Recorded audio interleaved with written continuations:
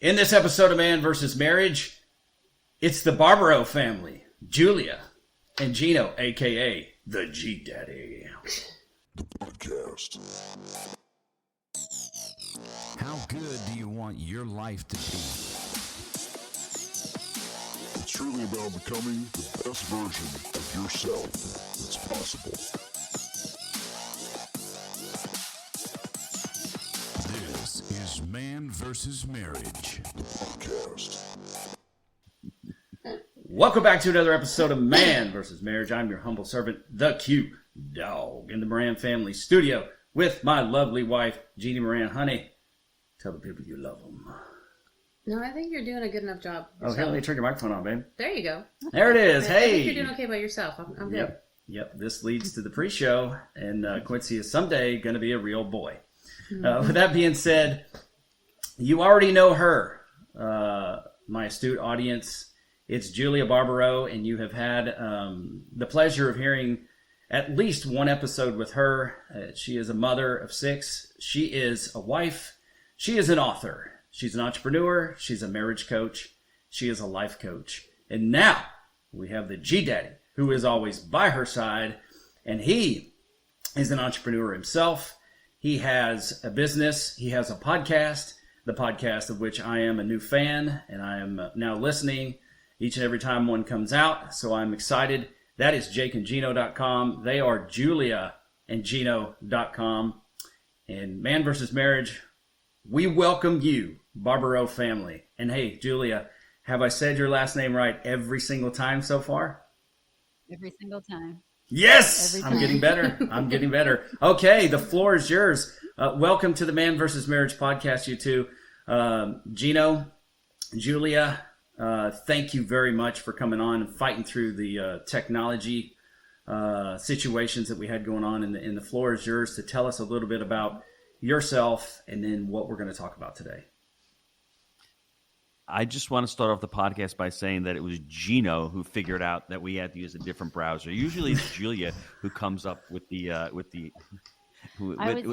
solution. Sometimes but it's she was just the freaking out a little bit. I'm surprised. Usually she didn't have it all together this time, and I just got lucky. I said, "Hey, let's try Google Chrome," and that worked. So for those of you out there, it's a team. It's all about teamwork, right, Joel? Yeah. And it's not one takes credit over the other. Although when we do something right and I do it right, I usually take the credit for it. But I think when you're talking about man and marriage, it comes down to working as a team. And as you start growing together, it doesn't matter who's right and who's wrong. You're all trying to, I guess, go towards the same goal. And sometimes we forget about that. Sometimes as men, we want to be right and we want to, show our prowess. But at the end of the day, it's really about creating the solution and trying to work together with your spouse. Yeah, absolutely. Yeah, no, thank you, Quincy. Thank you, Jeannie, for having me on again. It's interesting because the dynamics is always different when my loving husband is here. It's very different, which I love. It's just funny. I didn't expect him to come on. I was so excited when he had an opening. So we're really excited to talk. Well, Quincy and Jeannie, when you put a mic in front of me and my wife is looking at me to start the conversation, I'm not going to hold back. I'm going to let it rip. So it's a lot of fun to speak to audiences who are focused on marriage, who are focused on family, who are focused on legacy, because that's what I started Jake and Gino for. I wanted to be, one of the pillars was really about family and relationships. Why are we going out there making all this money and trying to create impact if we can't create impact from within our own family and being role models for that? So I'm always excited to talk to people who have podcasts that basically are focused on this topic. Yeah, that's fantastic. And I have to go back to what you were saying, and then kind of in the Man versus Marriage philosophy, we don't fight to be right. We fight for what is right in our relationship. So it's great to know that y'all share that very same principle. So we look forward to this, and one of the reasons I wanted to have you on is because listening to y'all's podcast both together and then the one you do with Jake, you're both entrepreneurs and you're a family man and you have 6 children. I have 8 children, so we both know what it's like to bear the burden, even though I take the responsibility as an honor, not necessarily a burden. But to go out and make something happen for our families so that we provide for them. So if you would, just a quick look back at the history of Quincy Moran. Always been an entrepreneur, always been a guy who's out trying to do something, whether it was, yes, Jeannie's shaking her head, whether it was radio, whether it was a t-shirt company, whether it was a film production company, etc., trying to do something so that I could generate income. The problem, I was coaching high school football at the same time. Mm-hmm. So the problem was I was out chasing something because I went based on what I heard my wife saying, which is we just don't have enough.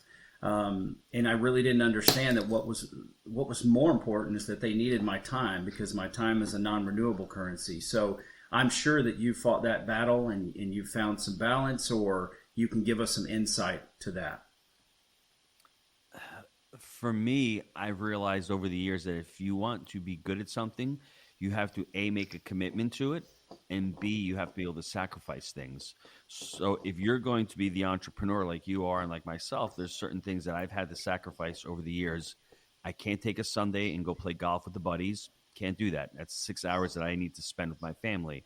I can't go out drinking and going on vacation with my friends. It's really all about the family. And I have to become crystal clear. I have to know what my path and what my goals are. And I'm not here to tell anybody on the show what theirs are. I'm just saying become crystal clear, because we don't lack motivation in life. We lack clarity. And if we don't have clarity on what we're trying to achieve, like you're going out there trying all these different ventures to make money. And unfortunately, for most of us, we don't understand that there are rules of money. And if we don't follow the rules of money, we're not going to become wealthy. Just like football. If you're playing football with the soccer ball, and you're not following by the rules, you're not going to be really good at football. And it's the same thing with money, understanding those rules. But I digress from that. Really sacrificing things that are not part of what you want. And I see this in front of me. My wife's got this word called values written down in her binder. And really what I want everyone to think about as they're listening to this, flush out what your values are. I mean, is it integrity for us? Is it long-termism? Is it responsibility junkie? Is it family? What are those values for you? And then try to select those values and try to live by those values, and try to continue to make decisions for your life based upon those values. So when something goes right or wrong, you can say, hey, I did it. I made that decision based on my values. It didn't work. I'm going to try again. And then when you see things, or you're making decisions that are not based upon your values, you may be achieving that goal, but it may be pushing you farther away from your values, and you may not feel really good about that decision. Yeah. And too, I just want to add is that sometimes, because I think back to when, for instance, when Gino left the restaurant and he wanted to have his new adventure in real estate. And I, thinking I don't know anything about that. It's completely new to me. He was educating himself, of course, but I had to have complete trust. I knew he was a person that would somehow provide for us no matter what. And so that trust goes a long way, because if I'm going to be home sitting complaining, you're leaving the restaurant for what? How do you know you're going to make money? And put more fear in his mind that he already had. We have to remember that, ladies, that we can really cause a lot of damage to our husbands by putting extra fear that they already have about providing for us. And we don't know what it's like to be them, as well as they don't know what it's like to be us taking care of kids at home, if that's what you're doing. But that's where I was. And so I had to be careful on what I said and how I said it, because like I said, did I want to let the fear grow in his mind, or did I want to truly support him and let him know that I truly do trust him? And that's something that I had to think about. I had the honor today of interviewing a gentleman named Gary Ridge. He's the CEO of WD-40, small, amazing little company. And what he said to me when he had to pick up and leave Australia to come to the United States, uproot his family, move 8,000 miles, he said he was scared, but he wasn't afraid. And I asked him to expand upon that. And when I look back at my life, coming to Florida, leaving the restaurant, choosing different ventures, I was always scared of it, but I wasn't afraid because I had somebody to support me. I had my wife to support me. And I knew that if it wouldn't work out, she'd be understanding, and she knew that I gave it my best. So having a partner to be able to take that burden off of you, because anything you try in life, you're going to be scared, and it never goes away. You're never going to overcome being scared, or you're never going to overcome fear. You can tame them. You can get used to them. You can learn how to live truly uncomfortable. And that's a great place to be when you're disrupting that comfort in your life and becoming uncomfortable. That's a great place to be. But always think that you're not the only one out there who's scared. But if you can tap into your spouse or your significant other, someone out there who you can lean upon, and they can really help you out. I to this day, every time I do something new, it is a little scary for me, but I'm not afraid. I'm willing to take that challenge on. Though, I really do recommend, and I think both of us, we didn't do this early on, is we didn't let each other know that we were afraid. We didn't let each other know that we were so uncertain and scared. We kind of went in like, oh yeah, I got this. I'm good. Don't worry about it. Would you agree with that? I'm the G dad. I'm not afraid of anything. But you right? weren't back then. So. I'm just joking. I have to have this persona of the strong. Well, it's a strong man thing. It's very difficult. You mentioned that yesterday. Is that a lot of the guys feel like they have to be. Okay, I don't remember how you worded it. Be the perfect father. Be the strong dad there. Be the perfect role model. Not show any kinks in the armor.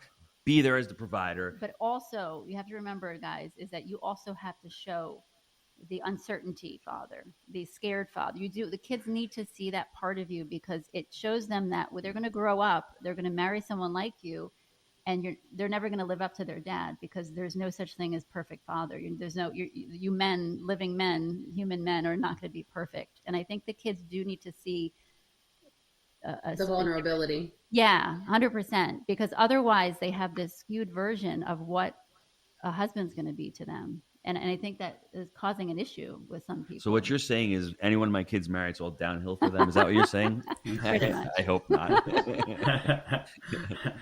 No, I think that's a fantastic way to put it. And if we just walk back to the values, that's something that I really did not have straight at that time. And, Jeannie at that point had 5 kids, under 5. Everybody was in diapers, and things were just going bananas. And like you say, there's a time and a place for you to be vulnerable, and there are select few that deserve your vulnerability. The people that are not going to use it against you, the people that are going to cherish it, and then it doesn't make you any less of a man to be vulnerable. As long as you're giving it to the right people. And that's something that Jeannie and I found out. And like you say, being vulnerable, it takes communication, and you need to be able to speak that. And Jeannie and I, after 12 years of working through these types of things, finally headed in our 23rd year of marriage, we're understanding each other more. And some of those lessons that came along with that, when I just took a step back, I forgot I was also trying to be a pastor. So many things. I had to take a step back and say, hey, what do I always hear pastors and football coaches talk about? And it's, man, I wish I would have spent more time with my kids. So that is something to me that is paramount. If you go back to the values, that's foundational. And then you talk about taking that and kind of running it through the filter of when it's right and wrong. How does it line up with your values to know if I understand what you're saying, right? To know whether, it was good or bad, or maybe you don't look at it that way, but just kind of comparing it and vetting it through your values. So whether it's pass, fail, learn, whatever, you have something to look to and say, hey, this is my foundation, and this is the direction that I've gone based on my values. Well, the values too. I know Gino wants to talk about values too, but it's important to know what they are. And that was new to me. I know it was new to Gino. Like, we never really thought about what that meant, what was important in our lives, like how important it was. And, I usually choose or tell people to choose like the 5 top values that they truly, live by or want to live by. And so once you get them, like for instance, integrity, family comes first, certain ones, then you have to ask yourself, okay, am I living according to them? And the funny thing is, a lot of people are like, oh yeah, no, I'm doing it. They say, okay, tell me how. Give yourself actual evidence that you are officially living according to them. What are you saying yes to? What are you saying no to? How are you making decisions? Because once you know your values, even like who you want to hang out with, you want to hang out with people that are going to encourage you and are honest and are willing to support you in your marriage and your family life. That's for me huge. And so who am I saying yes to as far as friends coming over? Because a lot of times we know the values, or maybe we don't, but now we just found them out. And then we're not living according to them, but in our head we are. And so that's why I say, find evidence, show me, tell me about it. And then if you're not, okay, what are you going to do about it? What do you have to, you look at your life, you look at your family life, your marriage, what do you have to start doing, or what do you have to stop doing? And so we have to make some kind of plan if we want to be, we say we want to be a better wife. What does that mean? So what actual steps can you take to be better? What actual steps can you take to be more patient if that's what you're trying to do? And so we have to have a clear plan and actually follow that plan and take steps accordingly. Well, we know Julia's got to work on her patience, because that's the first thing that popped up in her mind. She needs to be a little bit more patient with me, I guess, right? It's just subliminally. There's just so much patience I could have. It just slipped, right? Let's discuss the value of money, because we talk about financial intelligence, we talk about money and being an entrepreneur. I think everyone listening to this has to understand what's their relationship to money. For me, early on, I was always trying to make money, but why was I trying to make money? I didn't understand it, and I sort of was repelling money, because on one instance in Catholicism, it's telling us that you can't go to heaven if you make all this money and you're not a good person. And on the other hand, I need money to be able to provide and support for my kids. And when I understood that money was just a tool, and I could use that tool for amazing things, whether I could buy myself things or I could donate that money to charity or do whatever I wanted to, it started changing the way I thought about money and the way that I perceive business in and of itself. I wasn't chasing money in business. I was chasing opportunity, and I was chasing value creation. And if you can chase opportunity and value creation, if you're a good football coach and you become a great football coach, you're just going to make more money. You're providing more value. If you're a good business person and you become a great business person, it's the same thing. You're creating more value. So when you start looking at it from that perspective, the opportunity, what money can do for you, and looking at it as a tool and not just trying to accumulate it, for me, that changed everything. And it allowed me the opportunity to say, okay, it's okay for me to make a lot of money. It's not a bad thing. It just depends upon how I use it, what I do it for, and if that's not the only guiding principle for me to go to work is just to make money, because the more money that I can make, the more impact that I can leave. Yeah, I mean that's a fantastic articulation when it comes to money, and I know that there's no limit to the amount of knowledge that you have. What am I trying to say? You have plenty of great wisdom when it comes to money, and the barrel is deep, it's full, and I know that because one of the podcasts, this might sound crazy, but one of the podcasts that changed my life, and this is recent, is your podcast with Jake, and it was the one that had to do with the Dave Ramsey lack approach to money. And that it revolutionized my mind when it came to how I think about money, because I had to come to terms with the idea that I'm afraid. I am afraid that I will not be able to take care of my family.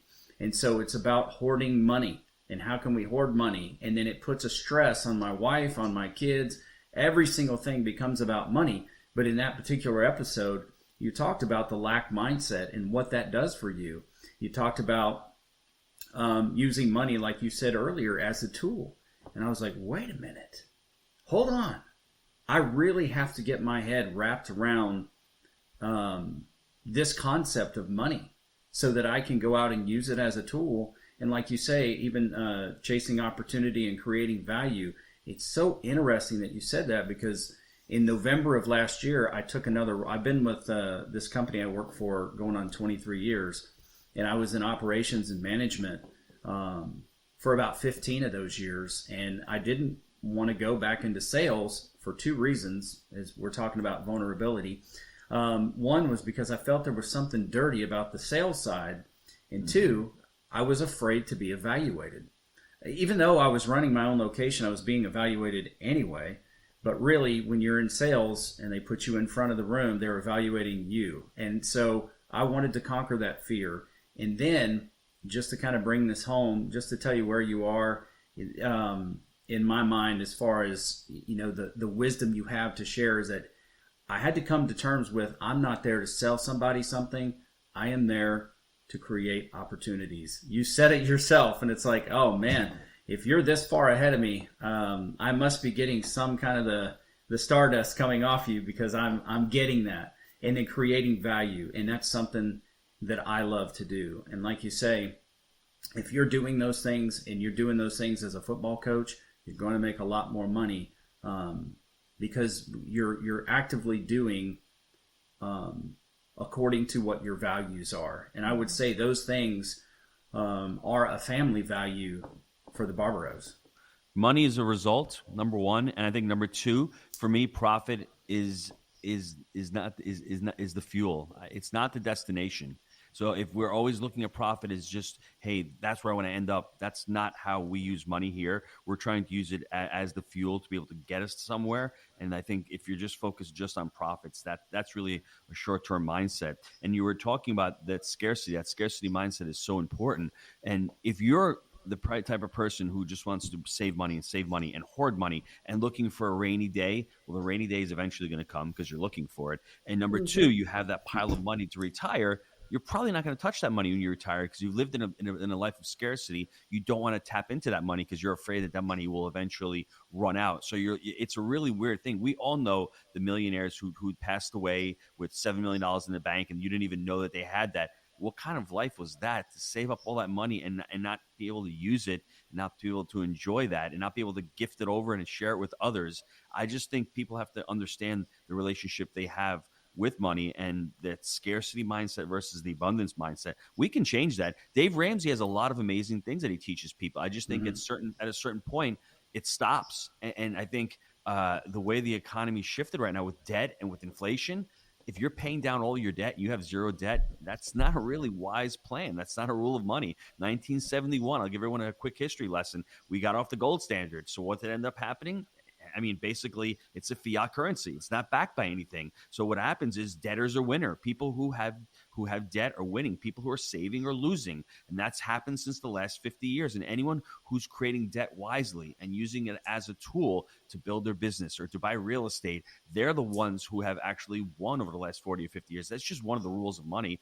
I didn't make it up. I just learned the rule, and I'm trying to follow that rule. So go out there, find that in people who are espousing great financial intelligence and following these rules. Success leaves clues, and just find the people who you want to follow and mirror, and you'll find them out there. Yeah, one of the biggest, issues married people have, bringing it back to marriage, is money. Husband's working, the wife wants more, the husband's working. You know what I mean? And it's always a constant disagreement, argument, whatever you have. And my background was, without saying it out loud, this is just what I grew up with. Not that they told me this, but this is just what I noticed, is that you just make enough to survive. You just make enough to pay the bills, and that's it. And so so marrying my husband is very different, because now all of a sudden he's this entrepreneur making money. And at one point I had to think, my gosh, is this wrong for us to be making money? Is this wrong? And so he had to actually step in and say, okay, Julie, we have to talk about what this means. And he'd use the word financial freedom. And, he would use that word a lot with his community. And I would hear him talk. He would give talks on it. He would do podcasts that I would, record him talking about financial. And it never clicked what that meant. And so it was until we moved to Florida, away from everyone, and we were by ourselves here in Florida, like our whole family was up north in New York. And he said, listen, financial freedom means that we could bring your mom down to Florida, that we could have the kids come down, their friends come down and visit with us, like on our treat, that we could do amazing things for people that we've been dying to help out for years, that we just, we just made money to live, and, we didn't have extra. And so as I was experiencing it, then I was like, oh, now I understand what that meant. Obviously, money just brings out the real you. That's what I usually say to people. If you're a jerk to begin with, you're going to be a jerk with money in the end if you make money. So it just brings out whether you're going to be charitable or not. And so we're afraid to make money because we don't want to change our personality. We don't want to become something that we don't like. And that has nothing to do with money. That's you. It's your development, or it's your personal development in life, is how do you want to become? And then extra, make money. That's just an add-on. That's just a benefit in a sense. And that's how I think of it now. It's very different. So I don't look at it as let's just make enough and then sabotage whatever you're trying to do because you shouldn't make too much. I look at it, it's like, okay, now what can we do? Look, we have this extra money. What can we do? That's just amazing and good. And 3 most expensive words in the English language for Gino is, I was thinking. When I hear those words from my wife, I know the checkbook's coming out and she's got these amazing ideas, and it's okay. It's good that she can do that. I have these ideas sometimes. I was thinking. They cost money, but they're always, their intentions are so good. They're great. But nothing about us. One last point about what Julie's talking about, because this is very important. What she described right there is something called the subconscious baseline. And what happens is we go to a certain level and we achieve it, whatever it may be in life. Let's say I hit a certain income level when I was at the restaurant. And subconsciously, if I went above that, I would self-sabotage myself, and I'd go back right down to the baseline, to where I was. And until I broke that cycle and I got in partnership with Jake and I started buying multifamily assets and I started refinancing these assets, and I said to myself, I'm getting good at this. I wasn't sabotaging myself subconsciously. Things changed for me. So for everybody listening to this, are you doing that to yourself? I mean, a lot of us do that. A lot of us, for whatever reason, we may not think we're worth it. We may think that money is evil. We may have been taught certain rules or lessons that just aren't true, but we believe them to be true. Mark Twain says it best. It's not what you don't know that's going to get you in trouble. It's what you know for sure that just ain't so. And sometimes we have to really challenge our thoughts and our beliefs. Does money grow on trees? Money doesn't. Money does grow on trees. Money's paper. I mean, there's more money circulating in the system in a day that you could possibly imagine. We've printed 25% of the world's currency in the U.S. in the last 3 years alone. So don't tell me that money's not around. So just understand that we are our best saboteurs. And I did that for many, many years, not having the time to go away on the weekends because I was working at the restaurant. Oh, I can't go to this event because I have to work at the restaurant. That was me telling myself that, you know what, I have to stay here. I can't go and prove myself. I can't better myself because I may fail. So let me stay comfortable. Let me continue to do what I'm doing. And that was a big one for me. There's a community member in Jake and Gino community, and she is investing in real estate. She's, amazing woman. She wanted to get into real estate and buy multifamily apartments because she wanted to make enough money to help her family back in Mexico. She has, parents there. She has siblings. She has nieces and nephews. And that's what her desire was. I want to help my family. So she would buy real estate. She started earning money.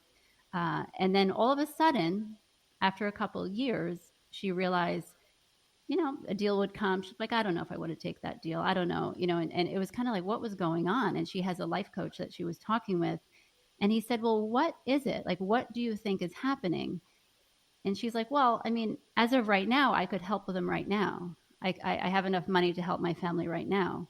And he said, well, was that your goal? And she's like, that was my goal, to help my family. And I could do it now. And he's like, well, do you think you're sabotaging your next deal to make more money, to, you know what I mean? And she was. And the second she realized that, she changed her goal from helping the family members in Mexico to helping as many families as she could. And right after that, all of a sudden she was finding deals and actually buying property. And so it was interesting, that little bit of a shift from, you have a goal. I want to make money, enough money to help these people. Now I'm there, and now you're just going to stay where you are.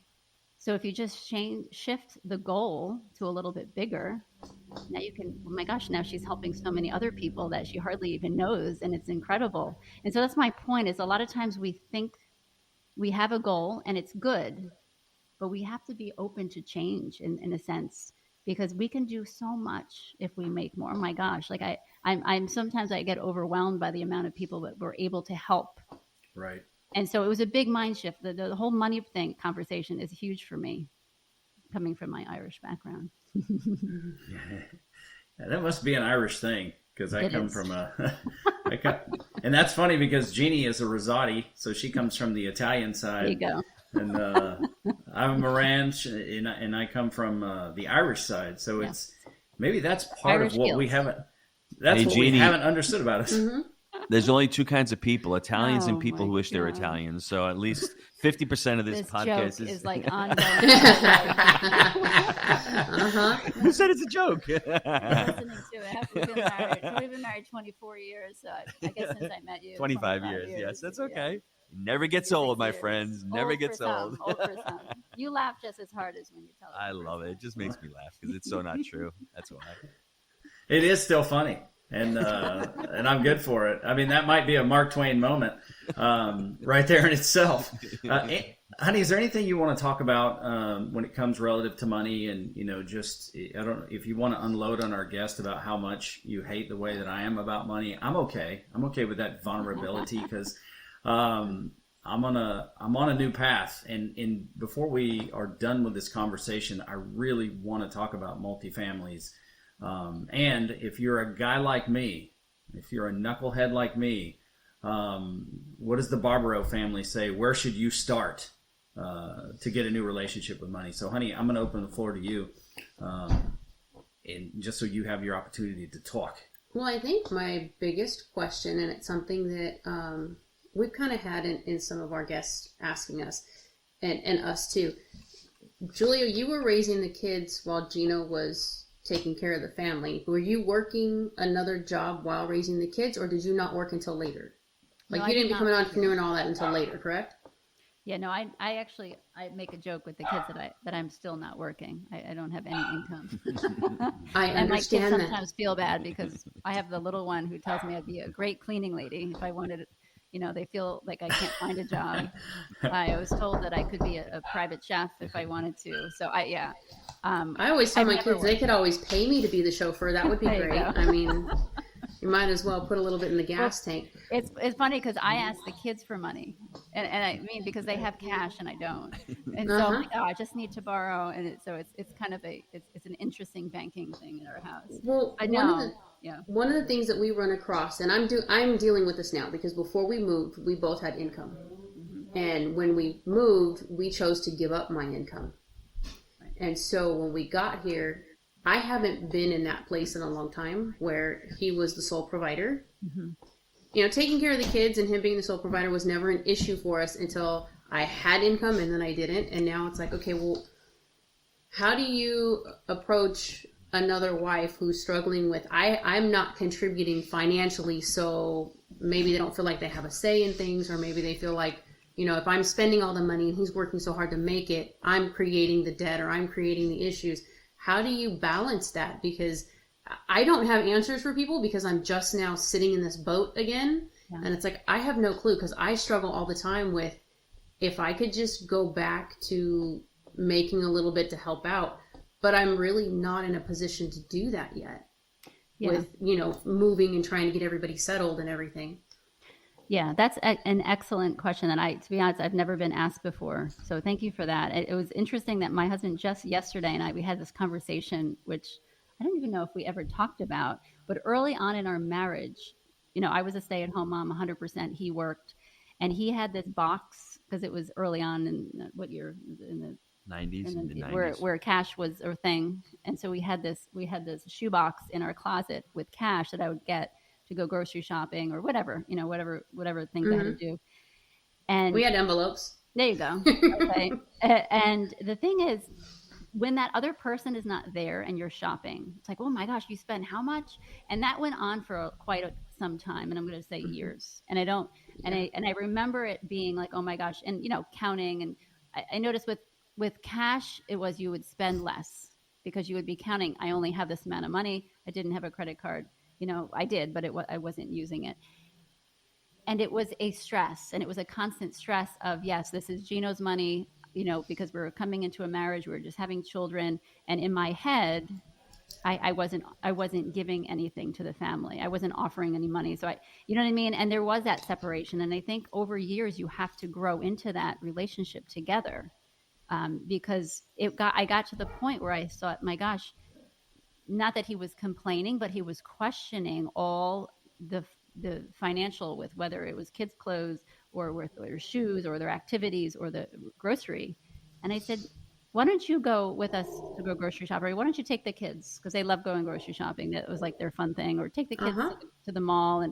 And he would come home and he would spend double what I would spend. I'm like, wait a second, what's going on? Oh, these are great deals. And he loves shopping. So I just give him that.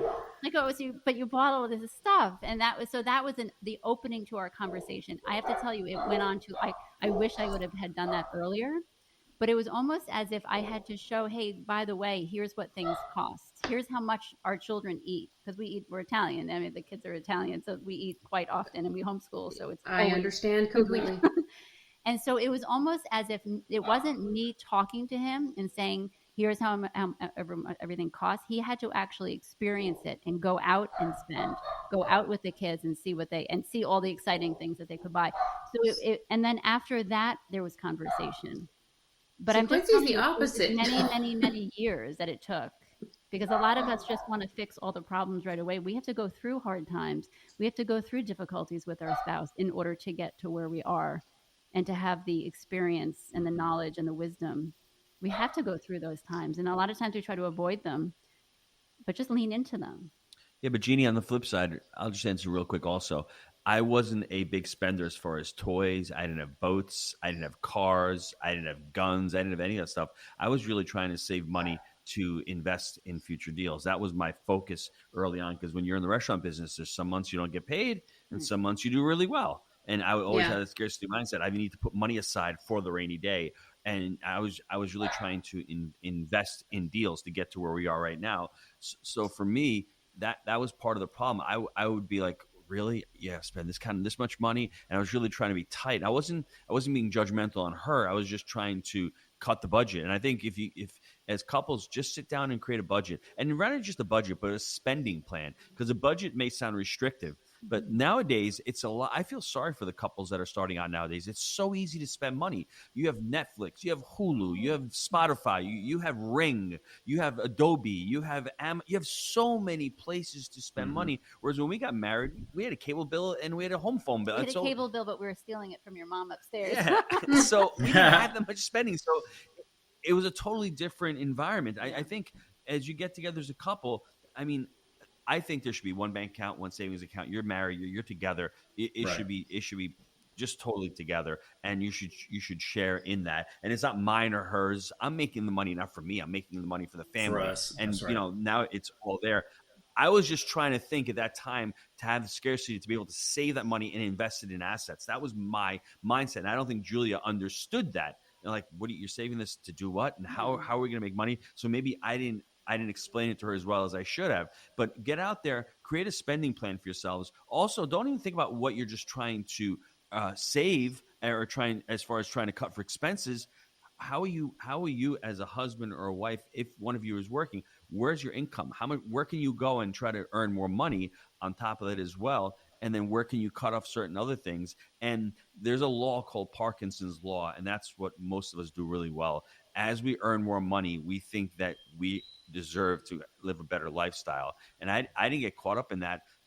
And that's what, I guess, saved me to become financially free. But just because we get a raise doesn't mean we need to get a nicer car or we need to get a nicer house. Just be wary of, as you're getting those incremental raises, try to put some of that money on the side. Try to pretend as if you're living the same lifestyle. Because if you can do that for the next 5 to 10 years, when you have that money saved up and you have assets that are creating money for you, you don't have to worry about it. One of the things, though, Gino, when it comes to money and couples, is that we do have different backgrounds, first of all. And I think Philip McKernan is amazing. If you don't know who he is, please check him out, because he what is he, a speaker? He's a speaker, life coach. He does a lot of work with married couples, and he just talks about, learn about your spouse's background, like for real.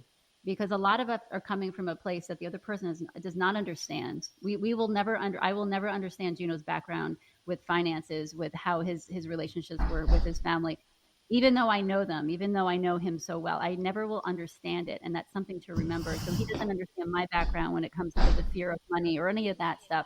And so to really sit there and just hear what our spouse is talking about, is where they're coming from, I think that's huge. And we don't take the time to do it. And sometimes we're married for so long, it's like, oh, well, that was so long ago, we don't really need to talk about it. But no, it shaped us to where we are right now. So it's very important we talk about that. But when it comes to the conversation with money with our spouse, we talk about well, this is what I want. I want to spend more money. I want to be able to go out and, a lot of times what we're doing is just like Gino said, when we make more money, we feel like we deserve more. And I think that's sometimes, and we could think of this with children, is that it's just a lack of, I'm going to say,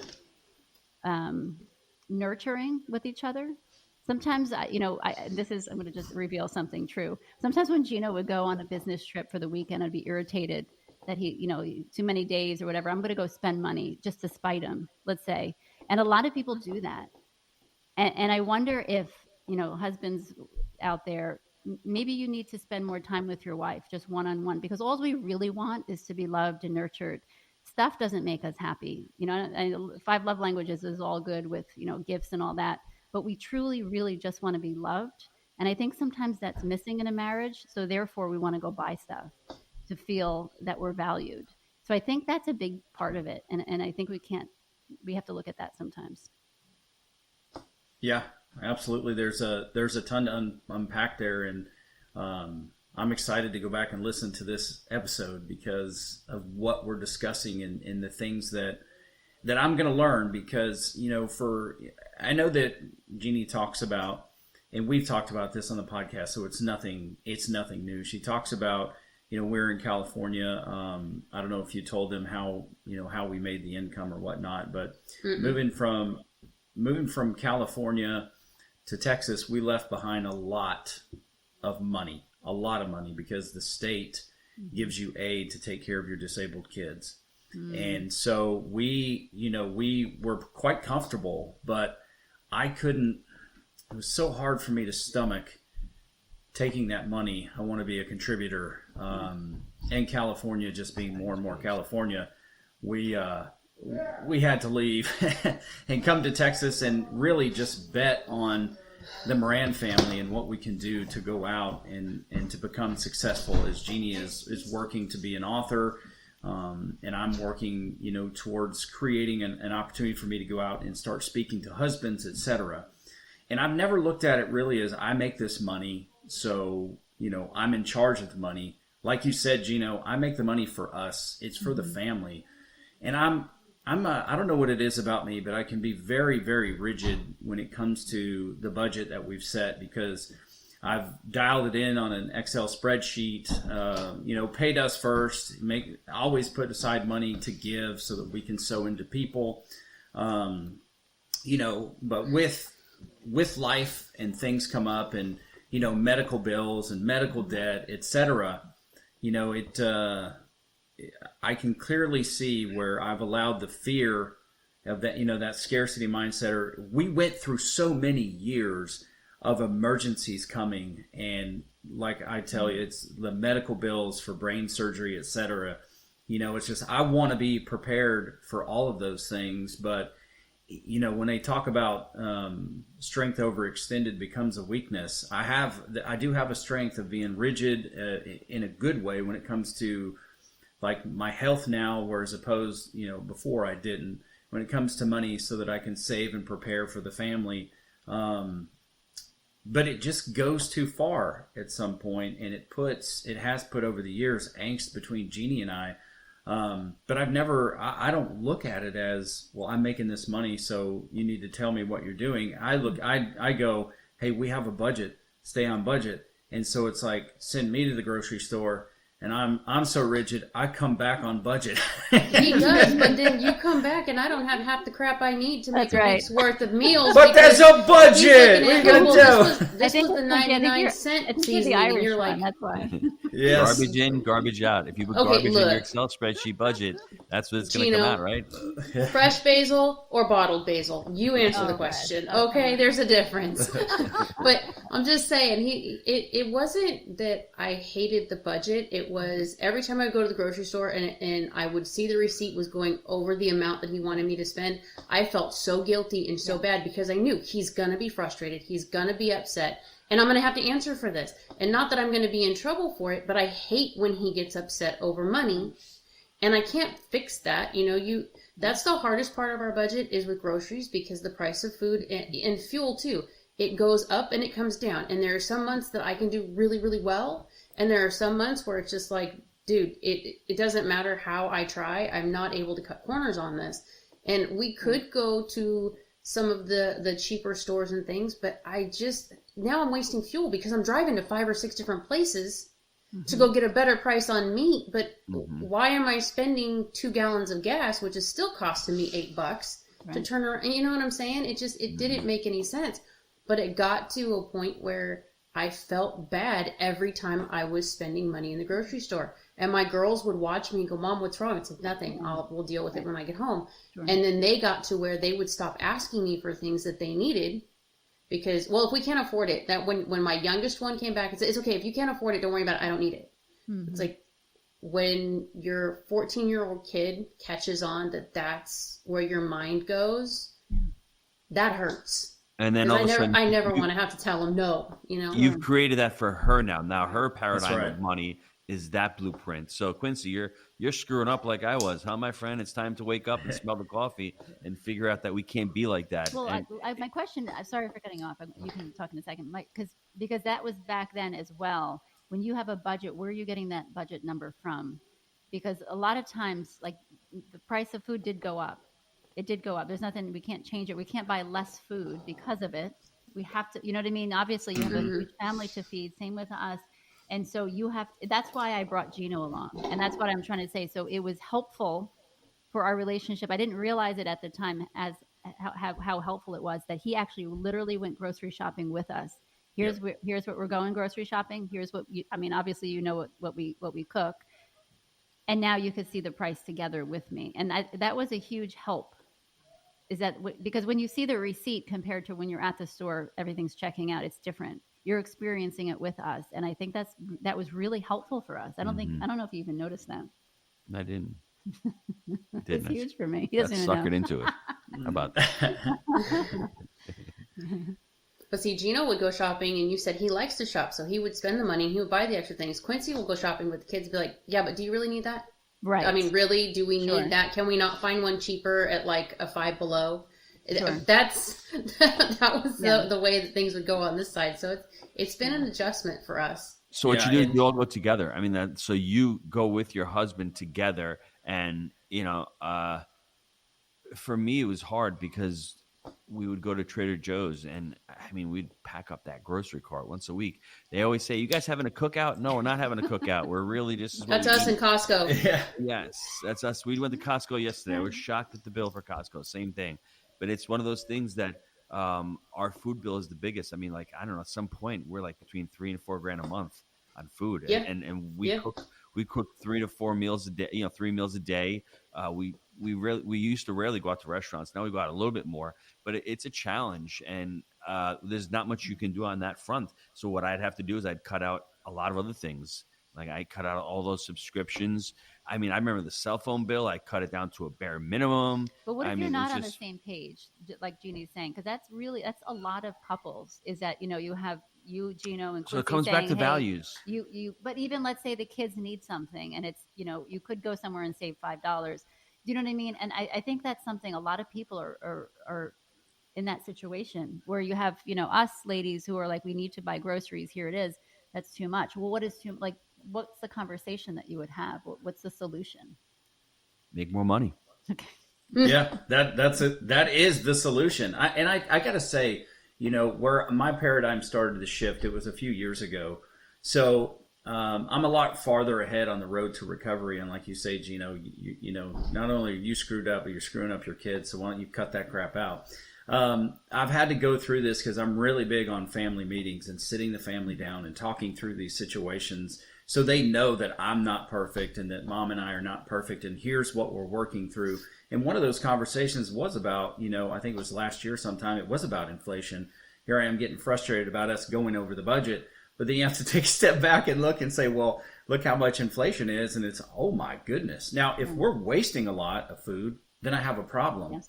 But if we're going and Jeannie's getting what we need, things just have to be different, because I came to the realization, it took me a few years, but it's like, she's not trying to hurt us. She's trying to help us. And I think it was early last year when this particular mindset shifted in me. It's like, you need to stop putting so much weight on her shoulders she's doing this for the good of the family. So how is this helping her if you're constantly having this kind of a mindset? And it's now it's like if the kids need shoes or something, it's like, well, let's pay more for what's good because it's going to last, as opposed to just investing in something cheap that we're going to have to buy more of. And that's kind of my mindset now. I still vet things on if we do need them, but then I talk to family through the process of, okay, here's where this is. Yes, we can do this part, or no, we can't do this part right now. And fortunately, I had some skill in it. I don't have a college degree, but the company I work for, I earned my way up to run a multi-million-dollar location for 4 years, and it was successful. So I kind of took that and applied it to home. I mean, we made a lot more money where I worked than I did at home, obviously, but you can kind of scale that. So it's been a road for me as I kind of transform my mind in the way I think about money. And I got to tell you, I know that episode with Jake and Gino was recent when it comes to the Dave Ramsey piece. He does have a lot of great value that he presents, but having a scarcity mindset, it can really do some damage to your relationship, and then you're going to create, however many children you have, there's a good chance you're going to create scarcity within them, and that's not the legacy that I want to leave. The legacy I want to leave is there is abundance, there is enough, and a mindset that I've developed recently is don't get mad, just get better. And that's where I'm looking towards, no matter what it is, whether it's with this podcast and getting frustrated with the computer, whether it's money and not knowing, not having enough for A, B, or C. It's like, okay, Quincy, don't get mad, because getting mad is not going to help the situation. Get better and find a way to get better. And I utilize podcasts to do that. It's our own therapy.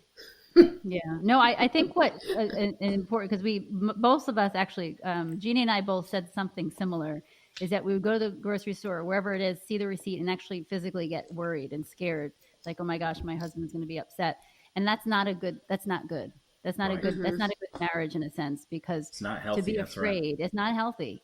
And so I think what is a good solution, and we've had it in the past, is a true sit down talking about it and say, here, this is what when I go to the store, I'm actually afraid to show you the receipt, because I think, if it's, my husband needed to know that.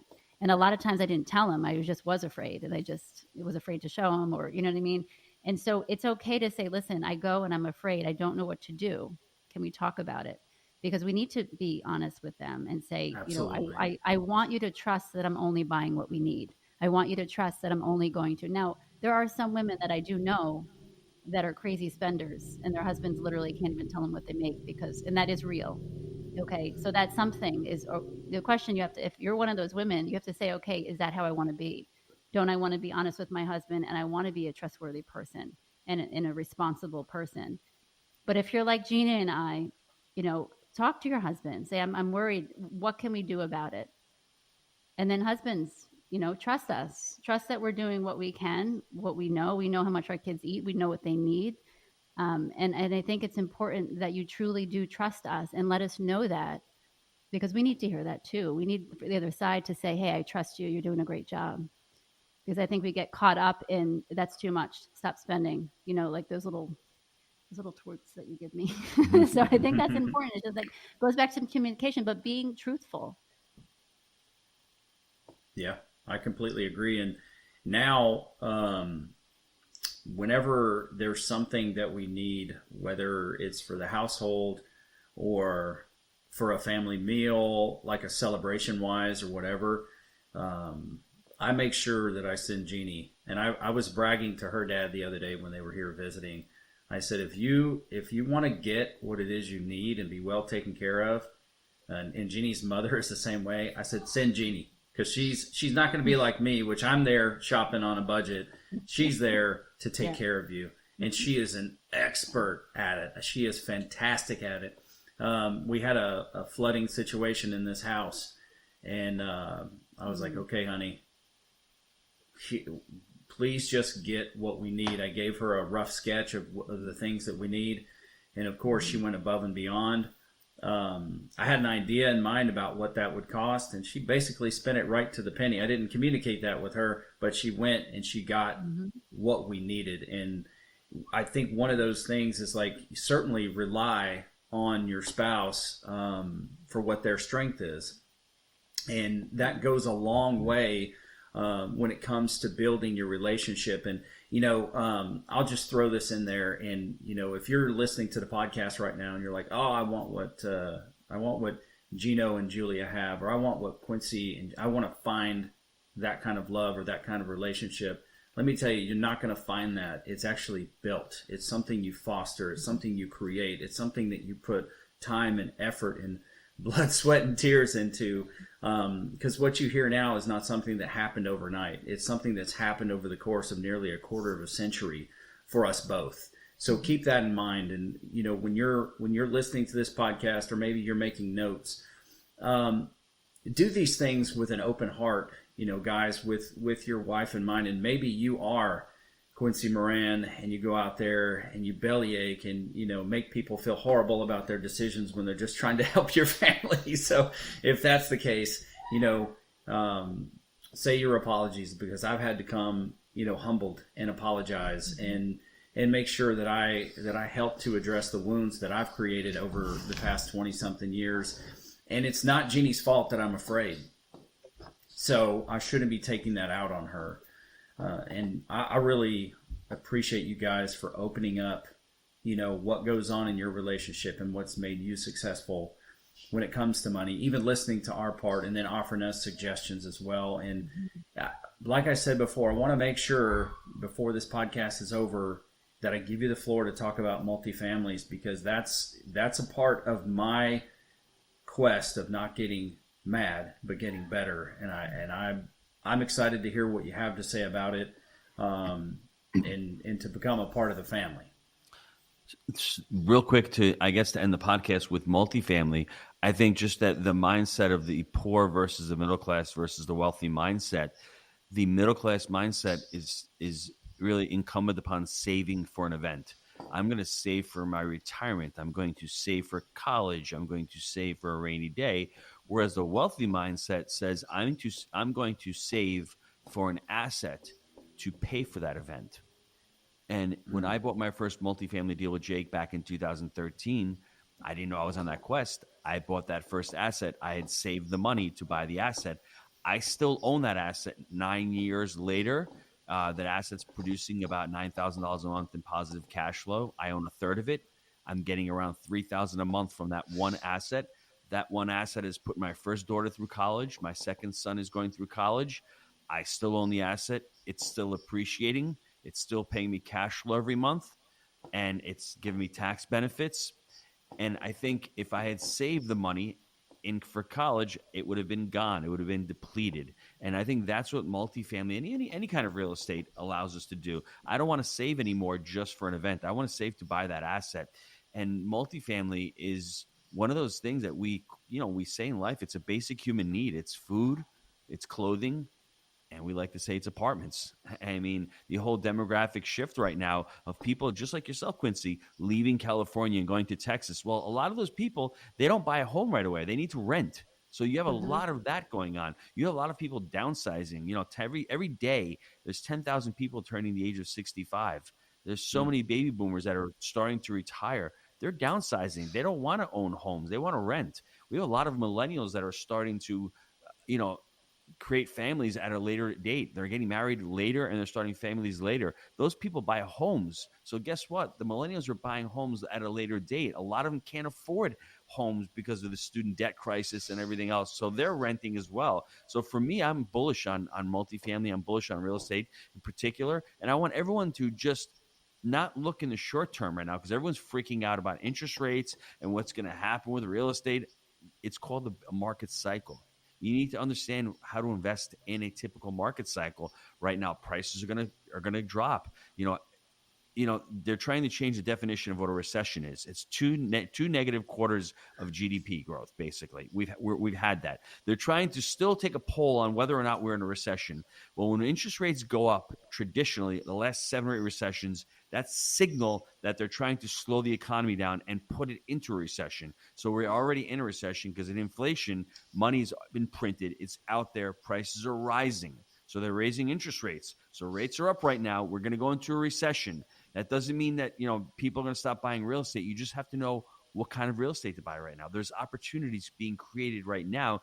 You just have to learn the opportunities that are out there right now. Different strategies on how to finance them. Now there's seller financing, a strategy that people are using with no money down or using other people's money. So just learning all those different strategies in this part of the cycle is important. And what you said, Quincy, is important. You want to get better. Don't get mad. I got mad years ago until I read the book by T. Harv Eker back in 2008, The Secrets of the Millionaire Mind. I just need to become more responsible. And when you become more responsible, you educate yourself, you learn how to invest better, you become a better investor. The fear never goes away. That scared never goes away. I can still tame it. I still get that feeling, but I know how to react and I know what kind of assets to buy in this part of the cycle. Does that make sense? Yeah. It sure does, and we're actually one of those people that we knew that the price of housing was ludicrous. So we took advantage of it on one side of the market and then came to Texas and, fortunately we're able to save up enough money for 1 year for rent because we're awesome. Anticipating. Yeah, it was great. So we're anticipating the market's going to go down. And if things don't go that way or it takes a little bit more time, hopefully, we can work through that. But part of my getting better is understanding more about what multifamilies has to offer, and opening that up to my audience as well. So I'm certainly gonna put the link to your podcast, the link to your website, because if I'm getting better, those people who are willing, everybody's not going to get better. You know what I'm saying? It's just the people who are willing that you want to invest your time and effort into. So I'm going to put it there so that my audience can take a look at that, and should they choose to get better, take advantage of what it is, the opportunity that y'all are providing. And I mean, how could they not want to do that after getting to spend an hour with yourself, the G Daddy, and Julia, and getting to know more about your family, because you're authentic human beings. You're good human beings, and you are looking to create opportunities for those of us out here who haven't necessarily started on that particular path yet. Mm-hmm. So I really, really appreciate what you're doing. Thank you both for doing your podcasts. It's definitely been a help to me, and I'm not underselling you when I say it was a radical mind shift for me. Money's the tool, I'm sick and tired of having the outlook of fear navigate myself and money and what I do when it comes to my lifestyle. So I certainly appreciate you both. Is there any parting words as we get ready to close this out? Well, my wife's looking at me to say something first. I'll let her say first. I was going to ask if it's okay if I say something nice about you. Maybe you should hit the stop the record button right now. So I don't know what's going to come out of her mouth right now. It's funny because a lot of people, they work with their spouse or whatever. Maybe they don't want to. And the reason why I want to just make this clear, is that I saw the impact my husband had on so many people. I saw the sacrifice that he had to, invest in people that just wanted to make a better living for themselves through Jake and Gino. He created, unbelievable. Him and Jake created this community of truly like-minded people that are really in it for each other. Like they're not selfish and trying to, cut everyone else out of the deals. And so my husband is when people join the Jake and Gino community, it's not just here's how you do real estate. They literally walk you through everything. They teach you how to buy, how to manage, how to finance right, all this property. You have private coaching. I mean, they do not leave you alone. Sometimes I think they hear my husband's voice more than I do. But I just want to put that out there because that's why I work with him, with the company. I could have an easy life-ish, easier life, I should say, just hanging out with the kids and focusing just primarily on them only. but I see the impact he has, and I want to be part of that.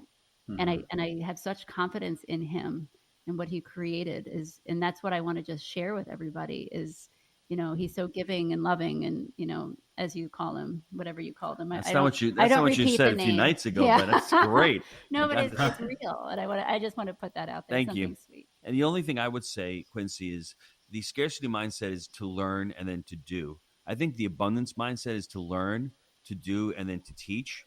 And the crazy part about it is everyone thinks it's proprietary, and if I teach other people how to do it, they're gonna steal my secrets.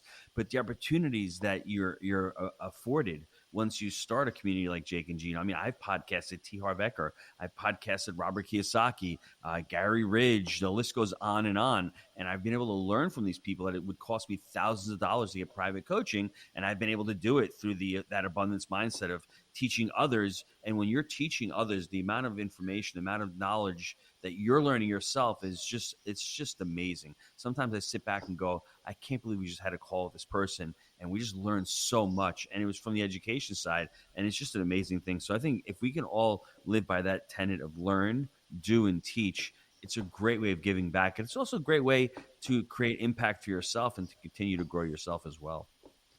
Yeah, that is beautifully articulated by you both. And all you did was prove me right by what I said, and I deeply appreciate that. That's what I would always tell the people who I hired. I would say, look, here's why I'm hiring you. Come to work and prove me right every single day. I like that. So, guys, it has been absolutely wonderful to spend some time with you. I hope at some point we can have you back again, and you can talk to the audience about whatever is going on at the moment or time, or if you have something that's an educational piece, the show will be yours to come on and talk about. So thank you very, very much for your time. Thank you for sharing your knowledge and your wisdom, and creating some time for us so that we can create some opportunities and value for our audience. Thank you very much. Thanks, Quincy. Thanks, Jeannie. Yeah, thanks, everyone. Thanks, everyone, for listening. Amazing podcast. All right. Y'all have a great one. For the Barbaro family, she's Gino Moran. I'm Quincy Moran, and this is Man vs. Marriage. The podcast. How good do you want your life to be?